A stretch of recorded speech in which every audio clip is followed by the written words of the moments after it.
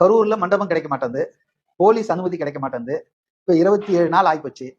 தீபாவளிக்கு முன்னாலே அதனாலதான் நேரில் கொடுக்க வேண்டிய அந்த 20 லட்சம் ரூபாய் பணத்தை கூட ஆர்டிஜிஎஸ்ல அடுத்த ஆளுக்கே தெரியாத பேங்க் மூலமா அனுப்பிச்சிட்டாரு.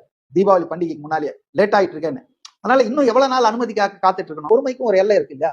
இப்ப பர்பஸ் என்ன? அவங்க குடும்பங்களை சந்திக்கணும், அவங்களுக்கு நேரடியா இரங்கல் தெரிவிக்கணும். ஏற்கனவே அந்த கட்சி போதுமான அளவுக்கு செஞ்சிடுச்சுங்க. என்ன செஞ்சிடுச்சு? அந்த அத்தனை குடும்பங்களையும் தத்து எடுத்துடுச்சு கட்சி. 5000 ரூபாய் மாசம் மாசம் வாழ்நாள் முழுவதும் போடுறதுன்னு சொல்லியாச்சு.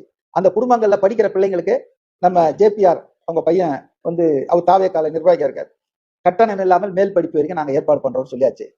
இவர் 20 லட்சம் ரூபாய் கொடுத்திருக்கிறாரு. ஆக இரங்கல் தெரிவிப்பது என்பது பர்சனலா தான் தெரிவிக்க முடியும், அது வாட்ஸ்அப்ல அனுப்ப முடியாது இல்லையா?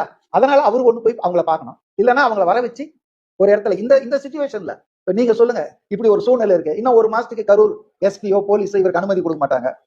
அப்ப என்ன பண்ணணும் இவரு? அவங்க திட்டிகிட்டே இருப்பாங்க.